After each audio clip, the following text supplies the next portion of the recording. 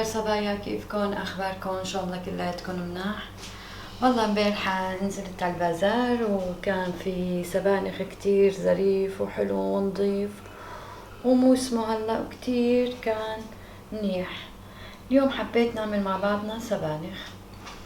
هن مكوناته كتير بسيطة وكتير سهلة وكتير مفيدة. بنعرف كلياتنا انه السبانخ شقد غني بالحديد، يعني كل مين عنده نقص حديد نقص فيتامينات فيه يستغل الفرصة وياكل السبانخ.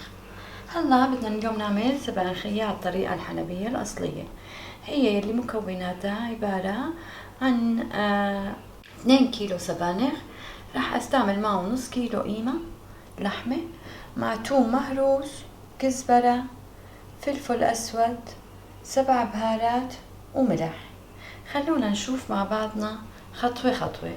هلا السبانخ أنا غسلته ونظفته وعقمته وفرمته. بعد الفرم رح نشوف طريقة طبخه.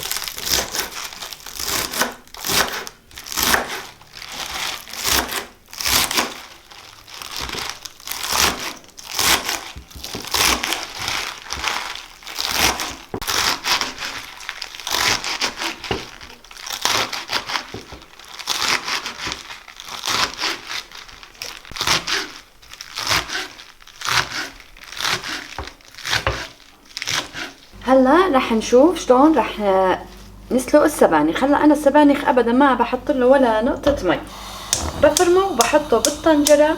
هو ميته منه فيه. هو هلا بعد ما بيكون كل هالشي بتكون كميته كبيره، بس يدوب رح ينزل المي تبعيته. ما بنحط له ولا نقطه مي عشان فوائده تم فيها. خلينا نشوف خطوه خطوه مع بعض. هلا بعد عمليه سلق السبانخ رح نقلي اللحمه مع بعضنا. هلا خلونا نشوف كيف رح نقلي اللحمه. هلا اول شي بنحط سمنه اللي متوفره عندك، سمنه نباتي، حيواني، بقري، اللي متوفر عندك طبعا، كل واحد حسب ما هو بحب. ننزل اللحمه فوقها ونقليها.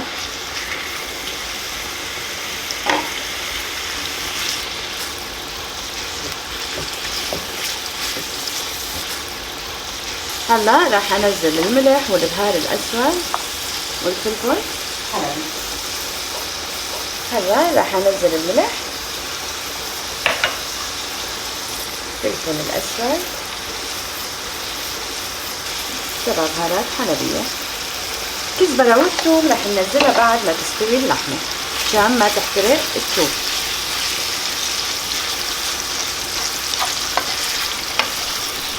يا سلام، يعني ريحة البهارات لوحدها بتكفي وبتوفي. انا بقلي اللحمه لوقت ما ينسلق معي السبانخ.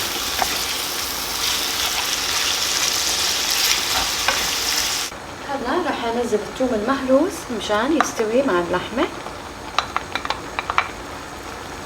اخر شي بحط الكزبره مشان ما تحترق معي بالقلي. بدي استنى الثوم لوقت ما يستوي شوي، بعدين رح انزل اخر شي الكزبره.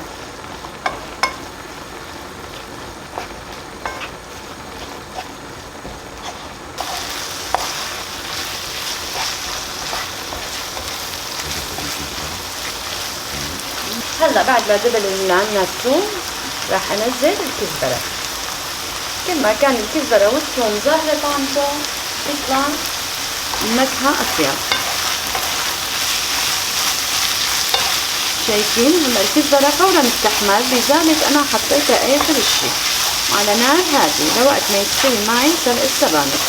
يعني السبانخ ذاتها ما بإيده شي لانه كثير تازه وكثير بتستوي بسرعة.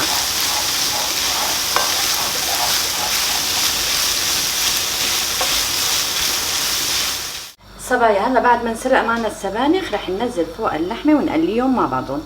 نحن اكيد جهزنا اللحمة قليناها مع الكزبرة والثوم لوحدها. هلا رح انزلها معها واتركها على نار هادية تقريبا بين 15 دقيقة و20 دقيقة. يا سلام، يعني ريحة الكزبرة والثوم مع اللحمة لوحدها غرام، مع السبانخ راح يكون غرام وانتقام.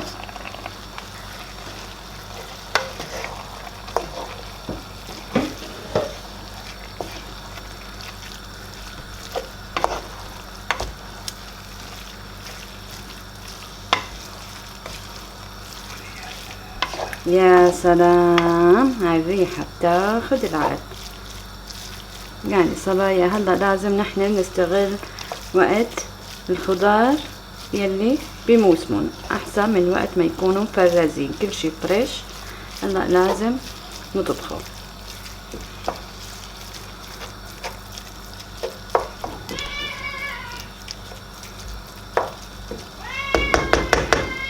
هاي ميشو اجا على ريحة السبانخ واللحمة والكزبرة والثوم. هلا استوت السبانخ وفينا نقدمهم نشفة المي مع اللحمة وما بقى في شي. هلا خلونا نشوف مع بعض كيف رح نقدمها.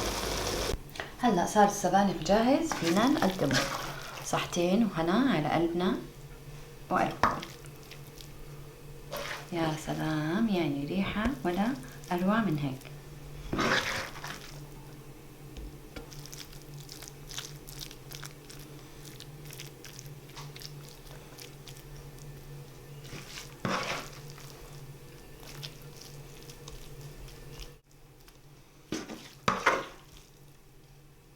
صحتين وهنا على قلبي وقلبكم. وإذا عجبكم الفيديو ما تنسونا بالتعليقات والضغط على زر الاشتراك وبزر الإعجاب، وتابعوني على قناة كندوش الحلبية الأصلية.